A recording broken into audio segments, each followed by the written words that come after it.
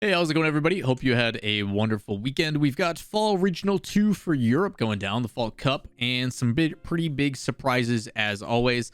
Obviously, a lot of these teams are trying to be fighting for the chance to secure a spot at the major in Rotterdam. Which one team has, we will talk about that at the very end. Some interesting playoff scenarios and all that kind of stuff. Also, before we get into the recap for what went down in Regional 2, just as a reminder, this is kind of like North America week for the rest of the week. We've got Regional 3 going down, final 16 teams trying to play for spots. We'll cover scenarios, playoff tiebreakers, all that kind of stuff you need to know. So, got to make sure you don't miss out on that. Like and subscribe, all that fun stuff. But with that said, let's jump into the actual recap. We're going to break these down in two different ways. First, we're going to talk about Swiss, then we'll talk about playoffs. Pretty straightforward. In the Swiss stage, 16 teams, 8 of those were brought in due to their overall rankings. Those 8 teams: Oxygen, K-Corp, Moist, Quadrant, Liquid, Tundra, G1, and BDS. And then 8 teams came from the closed qualifier. Those are Algeri, Monkeys, EG, Solary, Team Go, Vitality deciding to come around and qualify this time, Heat, and Turbo Clappers. Things of note in the Swiss stage, other than the chaos that always goes down: Quadrant continues to perform well, and BDS bouncing back. They went to game 5 in like everything. I will say the quality of opponents they had to play. Initially, I was like, okay, this is expected. And then I saw the end results and I'm like, okay, here we go. Moist dropping to Vitality was really interesting.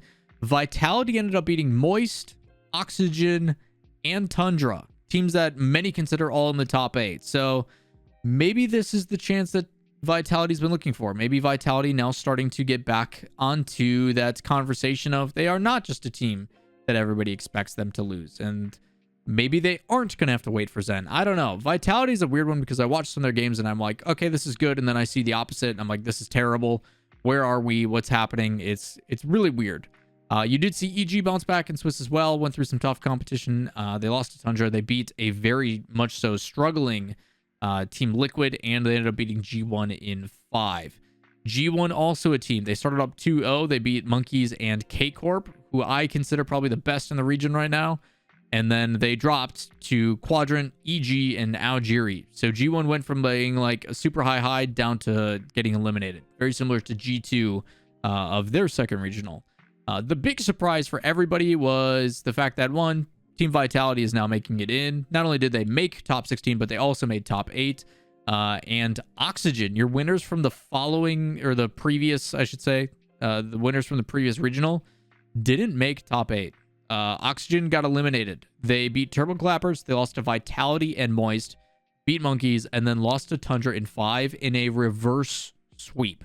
Europe keep doing Europe things. No excuse there for Oxygen, in my opinion. They should have closed out that series, but yeah. I don't know if it's a complacency thing or what, but just goes to show you cannot take any of these teams lightly.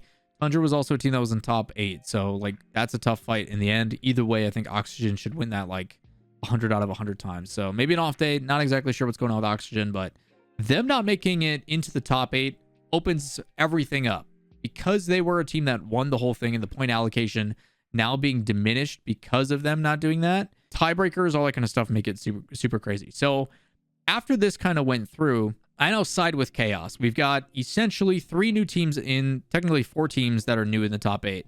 EG made it, Vitality made it, Algeri made it, and BDS ended up making it back. So there was like some insight there, but both basically like the fact that maybe it's only 3 teams, Vitality, Algeri, and EG making it, was like, okay, good to see like some of these teams come back. Algeri, I consider a team that has like top 8 potential, but I don't expect them to like progress past that. And Vitality was a big surprise for me. I was pretty keen. You guys have heard me talk about EG and my predictions and stuff. I thought that they had something, but boy, oh boy, was I wrong. Jumping into the playoffs, part 2. We've got Quadrant versus Tundra, EG versus Vitality, BDS versus K-Corp, and Moist versus Algeri. We're going to start from the bottom, work our way up, because that's the way the schedule works. Moist versus Algeri, as expected. Moist, to my opinion, is the better team. Plus, I really wanted to see a rematch between them and K-Corp, assuming BDS doesn't have the resurgence. I thought BDS, this was going to be their time to see if they could bounce back. But, yeah, Moist Algeri went, I would say, as expected. Moist continues to have the clutch gene with Rise. Rise continues to facilitate, win every 50 he needs to, delays anything, it buys time. Like, he does it all. That's then paired with excellent offense. Astral seems to be a pretty solid fit with the team. when things are going well. It seems like when they kind of get ahead of themselves or when things start going the opposite way, the panic and the rest ensues and then they kind of fall apart. But against Algeria, that never happens. 4-1, clean victory. They look pretty dominant in it. I will say after the timeout, or no, the final two games, there was a timeout in between. Algeria did keep it within one, so it was pretty close. And I'm glad to see them put up a fight, but Moist does win that one pretty convincingly, 4-1. We then go to K-Corp versus BDS, and BDS does take the first game 3-0, and I'm like, okay, BDS, good to see you guys are back. They lose a really close overtime, 56 seconds of game 2, so K-Corp then ties up the series, and then K-Corp shuts them out. So 2 losses down from BDS, so it's 1-2 in the series. They call a timeout. K-Corp wins again, and I'm like, this is over. K-Corp is that team. Their defense is that good. Batira made the right choice, and everything just falls in line. I will say all 1-goal games, very close series except for that first game, and that third game I think was a 2-0. So it was 3-0, 2-1 OT, and then back and forth a majority of the time. But K-Corp is that team right now. They are really good. They're just simply the team that I think is the best and the most consistent, and they have a reason to be grinding and putting forth that effort, which is, I think, commendable. You talk about a team that, Vatira leaving Moist for a chance to go not only to that fan base and everything else, but an opportunity to really make headway. And he made the right decision, it looks like. I think a lot of people looked at Itachi and were like, are you really sure you want to rebuild around Itachi? Itachi has proven to be kind of the MVP in a lot of series. In my opinion, Itachi was the difference maker in that K-Corp series against BDS. Really big standout. So really excited to see them performing well. And Exotic, I don't think just gets enough credit in general. He continues to be that nuisance, that kind of like the Casio of the team. Casio has never gotten a lot of love, who we'll talk about here in a second, just really showing up. So a lot of credit to K-Corp. They move on, and we get K-Corp versus Moist, the two teams I think that are probably most arguably fighting for like a consistent top 2, top 3 every single time. Like they will always be in the top 4 in my opinion, based upon what I'm seeing in Europe. Up next, we got Vitality versus EG, and EG, I wanted to believe in you, and I no longer do. This series was ugly. 2-1, 2-0, 2-1, 2-1. A lot of 1-goal games, and yes, EG keeps it close, but there was not a single point in this game where I felt like EG was going to win. They would score, and then Vitality would immediately respond and close it out. It was ugly Rocket League, and while Vitality had some good moments here and there, I also was not impressed by Vitality in the series. This series, if I'm being 100% honest, was just bad. I didn't enjoy the gameplay, and maybe that was just like it's so heavily favored one way because I feel like EG has a lot of really good moments, and then they just kind of fall apart, and it's so weird to identify why. I don't know if it's nerve stress, the understanding of like we need to make up and we put up a lot of pressure on ourselves, but Vitality's in that same spot too. So Vitality, I feel like, and credit to them, plays up to their competition, and this series further proved that they are better than the teams below them. So maybe some confidence in Vitality moving forward. Either way, they do 4-0 sweep this one. You even heard that claimed by some of the other teams that were playing that it's like, yeah, this is going to be a 4-0. So in the interview, I'm pretty sure one of the players, I think it might have been Radosin, or no, it was Sazen. Sazen literally says in the interview, it's like, yeah, it's a 4-0. Cash and the boys are great. Calls it perfectly. And Quadrant does 4-0. Doesn't give you enough credit, though, to Tundra. They do put 2 overtimes in there. It's a close fight, but to me, Quadrant is a clear top 3 in the power rankings right now. They are super consistent. They look really, really good. Cash continues to finally showcase, now that he's no longer on the Misfits, that he is that guy.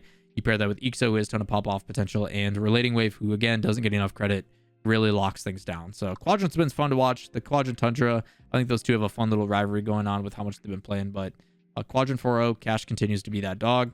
And the CJ buff is real. For those that do not know, anybody who has been on the CJ show has gone top 4, guaranteed. It's been 9 out of 9 guests that have made top 4 since going on the CJ show. So it's been pretty funny to see that. So we've got Moist versus K-Corp and Quadrant versus Vitality. We're going to start with K-Corp versus Moist because that's how the schedule went. And this was a fight. K-Corp and Moist went back and forth. K-Corp just proves to be too much. 4-1 in their favor, but the first 2 games are overtimes, both of which K-Corp wins. Makes me curious on if Moist would have won one of those. Would we have a different mentality, a different approach? But K-Corp basically overwhelms at the beginning, and you saw Moist kind of just be a little bit too slow on some of their challenges. K-Corp likes to kind of play that high-flying offense, and if you keep it grounded and force them to just kind of immediately, like if you immediately clear the ball on K-Corp, they will still challenge it. They expend a lot of boost, and then you can punish. And Moist kind of played into their hand. Eventually, Moist does do a little bit better job after their timeouts. They start to accommodate, they challenge more and more aggressively win some of those things. Still a really close fight. And then K-Corp's defense just proves to be too much. Their defense is absolutely impeccable. I love watching it, despite all the pressure that they put on. And then just they pull like ridiculous angles out of nowhere. I think Itachi was hitting one. God, who is the other one? Two of the players, I might have been Vatira, probably Vatira, where they just like from the top right corner, they just slot him in. It's pretty slick. K-Corp beats Moist.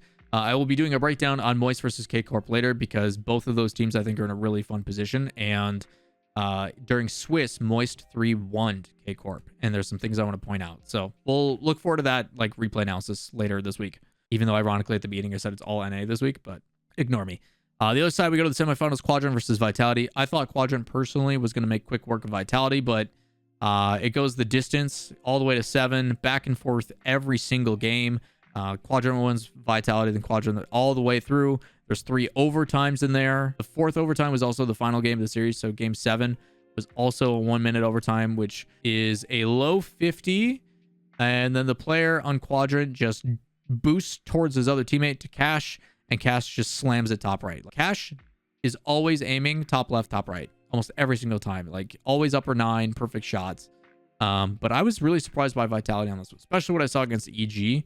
It seems like, again, they're still trying to identify their playstyle because, again, with the pressure looming of Zen taking one of their spots and stuff, I don't know what that's going to allude to. But overall, I do think Vitality does a pretty good job of playing up to their opponents. They, when are exposed by better teams, tend to play up to it. So Quadrant, I think for the majority of the game, I mean, the game starts with a Brazil, for Christ's sake. Quadrant, to me, is the team that should have closed this out a little bit sooner, but it's Vitality, man. They find ways to make it. And I hope this isn't a fluke thing from Vitality. I really do hope Regional 3, because they've now put themselves in a position to be competitive.